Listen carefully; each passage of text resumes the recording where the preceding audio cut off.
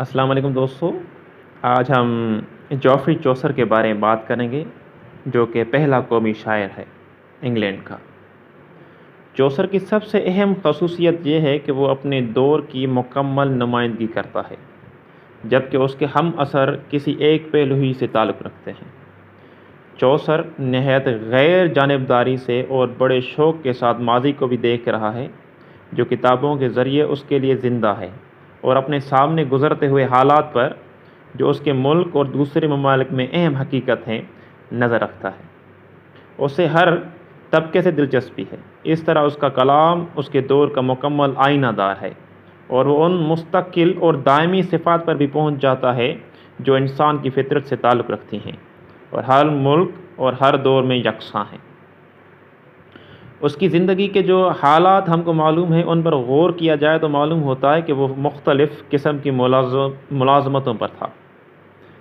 درباری زندگی، سیاسی زندگی اور سرکاری ملازمت کی زندگی اس کے سامنے رہی۔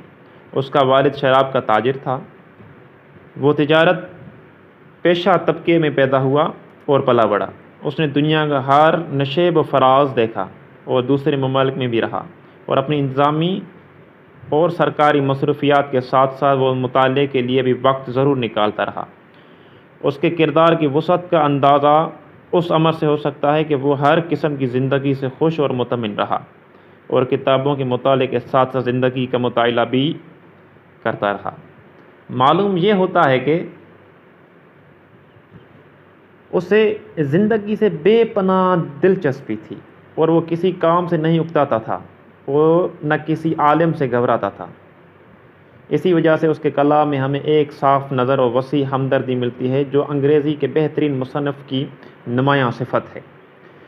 یہ اس کی صحیح دماغی کی اہم مثال ہے کہ اس نے دوسری رائج الوقت زبانوں پر وقت خراب کرنے کے بجائے لندن کی نوا کی زبان کا انتخاب کیا، جو بادشاہ کی زبان کہلاتی تھی، مگر ادبی نقطہ نظر سے بڑی کم مایا تھی۔ اس نے اس زبان کو ہر قسم کی خوبیوں سے معمور کر دیا۔ وہ کامل طور پر شاعر تھا، اور اس کا مقصد درس اخلاق و فلسفہ نہیں تھا، بلکہ آخر تک وہ خالص ادبی مقصد کو سامنے رکھتا رہا۔ اسے انگریزی شاعری کی ہر چیز ایجاد کرنا پڑی۔ اس نے فرانسیسی شاعری سے مستعار لے کر وہ 10 ٹکڑوں والا مصرع ایجاد کیا، جو انگریزی شاعری کا قدرتی وزن ہو گیا، اور جس پر تمام اہم نظمیں لکھی گئیں۔ اس نے اس مصرعے کو ابیات یعنی کہ کپلیٹس میں استعمال کیا، اور اس سے مختلف قسم کی اسٹینزا بھی بنائی، مگر ان تمام تجربوں سے 2 عروضی شکلیں ایسی نکلیں جو اب تک رائج ہیں: ایک بیت یعنی کہ کپلیٹ، اور دوسرا 7 مصرعوں کا بند، جس کو چوسریان اسٹینزا کہتے ہیں۔ بیان کر دینے میں تو یہ کام معمولی معلوم ہوتا ہے، مگر چوسر سے پہلے کسی شاعر کا عالم دیکھتے ہوئے اور اس کا مقابلہ اس کے بعد کی شاعری سے کرتے ہوئے ہم دیکھتے ہیں کہ جو کچھ اس نے کیا وہ معجزے سے کم نہیں ہے۔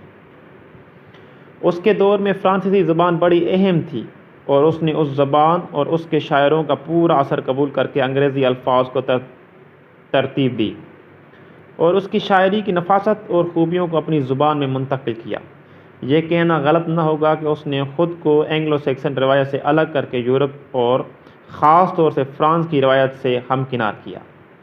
فرانسیسی نظم رومن دے لا روز اس کی شاعرانہ تربیت میں اہم مقام رکھتی ہے۔